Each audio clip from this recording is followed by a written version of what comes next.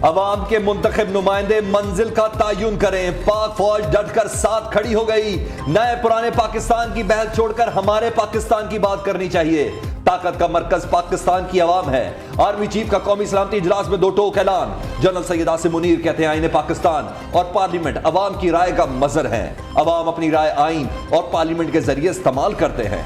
आईन कहता है इख्तियार अवाम के मुंतखब नुमाइंदों के जरिए इस्तेमाल होगा। हाकिमियत आला अल्लाह ताला की है। खुदा के हुक्म से ही आइन को इख्तियार मिला है। आर्मी चीफ ने 1973 के आइन के निफाज के 50 साल मुकम्मल होने पर पार्लियामेंट और अरकान को मुबारकबाद दी। सिपा सलार का 1973 का आइन बनाने वालों को भी खराज तहसीन कहा। दहशतगर्दों के लिए रियासत के रेट को तस्लीम करने के अलावा कोई और रास्ता नहीं। दहशतगर्दों से मुज़ाकरात का खुमियाजा उनकी मजीद गिरोहबंदी की सूरत में सामने आया। मुल्क में दायमी क़याम अमन के लिए सिक्योरिटी फोर्सेज मुस्तैद हैं। पायदार अमन के लिए रोजाना की बुनियाद पर इंटेलिजेंस बेस्ड ऑपरेशन जारी है।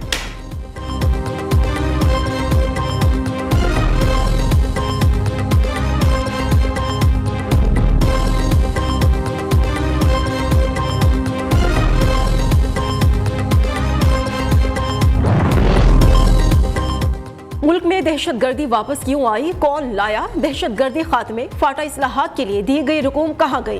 खैबर पख्तूनख्वा को दिए जाने वाले अरबों रुपए कहाँ इस्तेमाल हुए? वज़ीर आज़म के कौमी सलामती की इन कैमरा इजलास में सवालात। कहा शोहदा की कुर्बानियों से बहाल होने वाले अमन को ज़ाया कर दिया गया। शहबाज शरीफ को फौज समेत कानून नाफिज करने वाले इदारों को खिराज तहसीन। ख्वाजा आसिफ ने कहा आर्मी चीफ का इन कैमरा इजलास में आना खुशाइंद है। साबिक दौर में इंसानों को ज़िबाह करने वालों को सदारती मुआफ़ी दी गई। जितनी सियासत वो कर रहे हैं इतनी तो हम भी नहीं कर रहे। ख्वाजा आसिफ का नाम लिए बगैर जजेस पर तंज।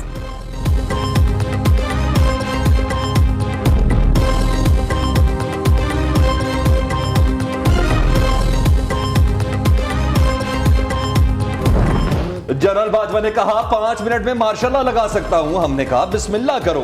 इमरान खान अपना आर्मी चीफ लाकर 2035 तक का प्लान बनाकर बैठे थे। इनकी बाकियात अब भी छेड़छाड़ कर रही है। नवाज शरीफ के बाद मुझे भी मुल्क बदल करने की कोशिश की गई। आसिफ जरदारी के बड़े इंकशाफात। साबिक सदर कहते हैं हमें इलेक्शन पर नहीं टाइमिंग पर एतराज है। तमाम जमातें बैठकर फैसला करें जितना जल्दी हो सकता है एक दिन में इलेक्शन हो। अब इमरान खान भी खुड्डे लाइन लग गए। काफी का सवाल अल्लाह बड़ा बादशाह है, सब अल्लाह करता है। आसिफ जरदारी का जवाब।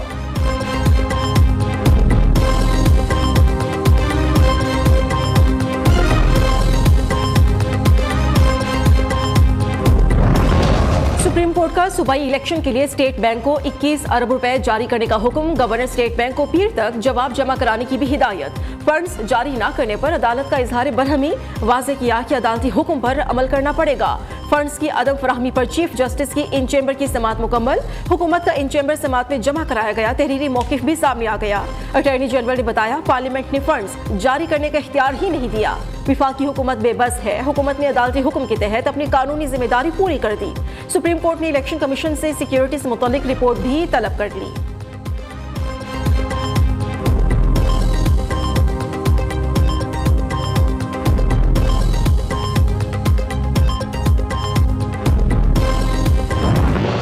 हुकूमत को भी कोई डायरेक्शन देने के लिए कौमी असेंबली की अप्रूवल चाहिए और फिर जब हुकूमत के पास वो अप्रूवल आ जाती है तो फिर हुकूमत आगे फर्दर इंस्ट्रक्शंस करती है। अब हुकूमत के पास तो ये अप्रूवल नहीं है ना, वो लीगल पोजीशन मैं कमेंट नहीं कर सर। हुकूमत तौहीन अदालत का सामना करेगी। हुकूमत तौहीन अदालत किस चीज़ की होनी है?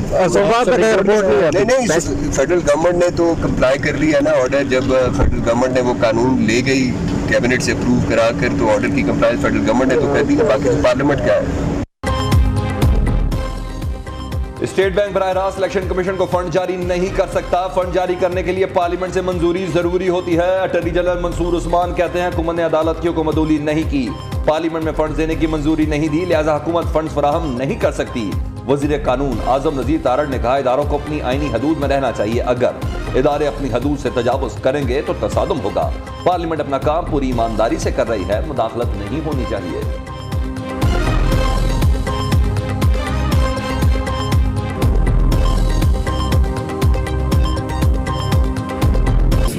अपना काम कर रही है, हम अपना कर रहे हैं। सुप्रीम कोर्ट सिर्फ ये है कि अपने दायरे में रहें, सारे दूसरे के दायरे में ना आए।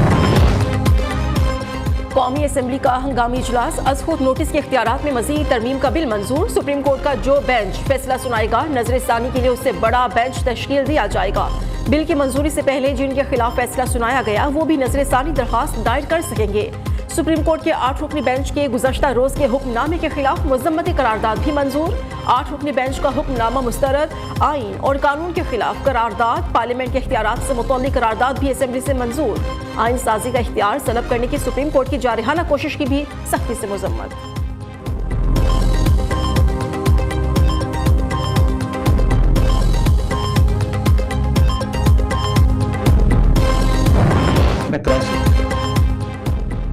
सुप्रीम कोर्ट अहकामात की खिलाफ वर्जी के नताज भुगतने को तैयार है। पाकिस्तान में कोई बहरान नहीं, बहरान सिर्फ सुप्रीम कोर्ट और जमान पार्क से आ रहा है। हम समझते हैं कि एहतजाज करना जरूरी है। नताज पहले भी भुगते, अब भी भुगत लेंगे। खुर्रम दस्तगीर कहते हैं अदलिया में तकसीम नहीं चाहते, लेकिन सुप्रीम कोर्ट के पास ऐसे इख्तियारात नहीं कि वो जो चाहे कर गुजरे। जस्टिस अतर मिनल्लाह, जस्टिस मंसूर अली शाह के इख्तिलाफी नोट, अदलिया के बारे में चार्जशीट है। इमरान खान वक्ती फायदे के लिए कुछ भी कर सकता है, इन्हें पक्के सबूतों पर पकड़ेंगे।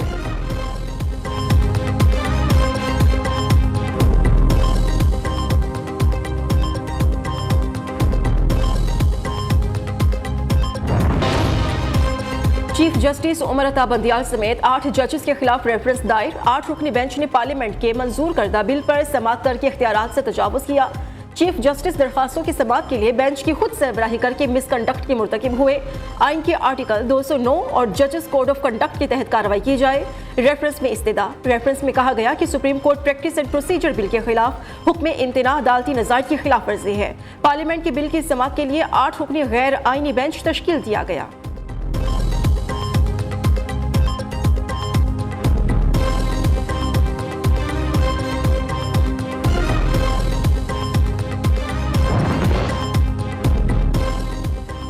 जजेस के दरमियान हाथापाई का कोई वाकया रूनुमा नहीं हुआ।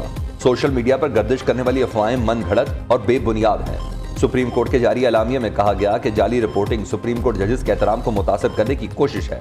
अदालती जजेस से मुतल्लिक ऐसे वाकयात को बढ़ावा देना कानून की संगीन खिलाफ वर्जी है।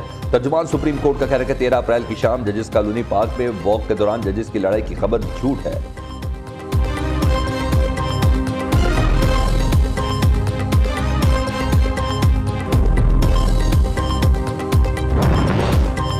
मुतनाज़े बयान केस, इमरान खान की 26 अप्रैल तक हिफाजती जमानत मंजूर। लाहौर हाईकोर्ट ने पुलिस को इमरान खान की गिरफ्तारी से रोक दिया। साबिक वज़ीर आज़म को मुतल्लिका अदालत से रुजू करने की भी हिदायत। चेयरमैन PTI कहते हैं आए रोज मुकदमात दर्ज किए जा रहे हैं।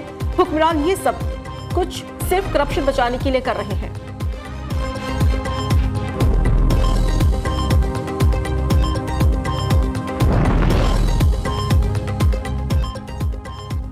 गैर मुल्की कंपनी से 12.5 करोड़ कमीशन वसूली का इल्जाम। चौथी परवेज लाई की 27 अप्रैल तक अबूरी जमानत मंजूर। लाहौर एंटी करप्शन कोर्ट के साबिक वजीर आला पंजाब को गिरफ्तार करने से भी रोक दिया। साबिक वजीर आला पंजाब कहते हैं कि झूठे मुकदमे में सियासी इंतकामी कार्रवाइयां की जा रही है। चौधरी परवेज लाई और मोनस लाई को इलेक्शन लड़ने की इजाजत भी मिल गई। लाहौर हाईकोर्ट ट्रिब्यूनल ने कागजात नामजदगी मुस्तरद करने का रिटर्निंग अफसर का हुक्म कलअदम करार दे दिया।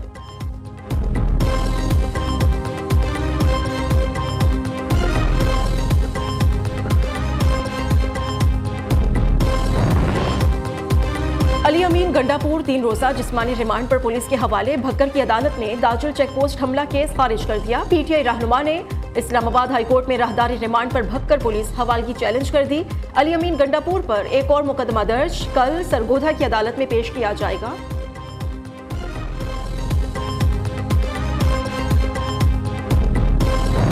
आज अदलिया ने स्टेट बैंक को 21 अरब रुपए इलेक्शन के लिए देने का हुक्म जारी करके एक तारीखी फैसला दिया है। लोग अदलिया के साथ हैं, आइन और कानून के साथ हैं। आइन और कानून की फतह ही मुल्क की फतह है। जो अदलिया से टकराएगा वो पाश पाश हो जाएगा।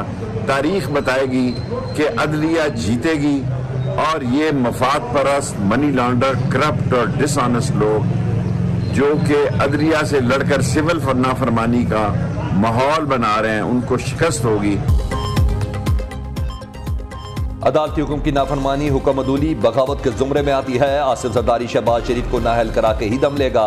शेख रशीद का दावा, कहा अदलिया आइन कानून का झंडा बुलंद रखेगी। नाअहल चाबी वाले खिलौनों ने मुआशी, सियासी, इक्तिसादी और अदालती बुनियादें हिला दी।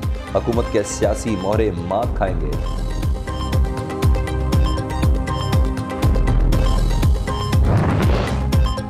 20 अप्रैल को ईद का चांद नजर आने के इम्कानात नहीं, ईद उल फितर 22 अप्रैल को हो सकती है। डायरेक्टर जनरल महकमे मौसमियात की पेशगोई, कहते हैं 20 अप्रैल को गुरूब आफ्ताब के वक्त चांद की उम्र 9 घंटे 45 मिनट होगी।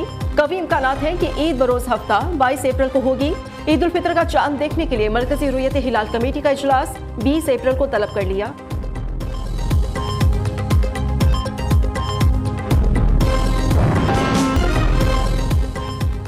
मुल्क में एक बार फिर बादल एंट्री के लिए तैयार। पंजाब, खैबर पख्तूनख्वा, बलोचिस्तान, आजाद कश्मीर और गिलगित बल्तिस्तान में कल से 20 अप्रैल तक बारिशों की पेशगोई।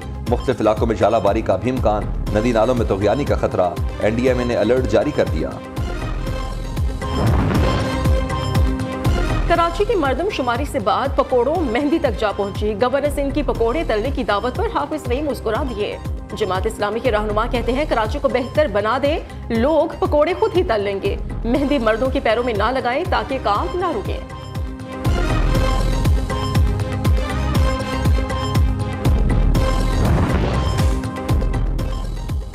चीन से आज $30 करोड़ पाकिस्तान आने की उम्मीद। इसहाक डार कहते हैं कि रकम चीन के मंजूर करदा $1 अरब 30 करोड़ कर्ज का हिस्सा है। फंड से मुल्की ज़र मुआवजा के ज़खायर मज़ीद मुस्तहकम होंगे। मुत्तहदा अरब अमीरात पाकिस्तान को $1 अरब इमदाद की यकीन दहानी करा चुका है।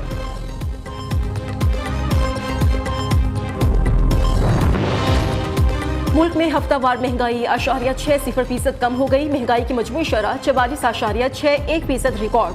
एक हफ्ते में 26 अशिया महंगी, जबकि 9 अशिया की कीमतों में कमी रिकॉर्ड हुई। आलू ₹5.28 फी किलो महंगे हुए।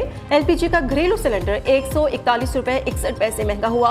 हालिया हफ्ते के दौरान 16 अशिया ज़रूरिया की कीमतें मुस्तहकम रही। इदारे शुमारियात ने महंगाई से मुतालिक हफ्तावार रिपोर्ट जारी कर दी। बच्चों की मनपसंद साथी हथनी नूरजहां की सेहत बेहतर होने लगी। नूरजहां की पैरों से सूजन कम हो चुकी। गुज़श्ता रोज कई घंटों तक पानी की पौंड में खेलते रही। एडमिनिस्ट्रेटर कराची ने हथनी की सेहत खराबी खबरों की तरदीद भी कर दी।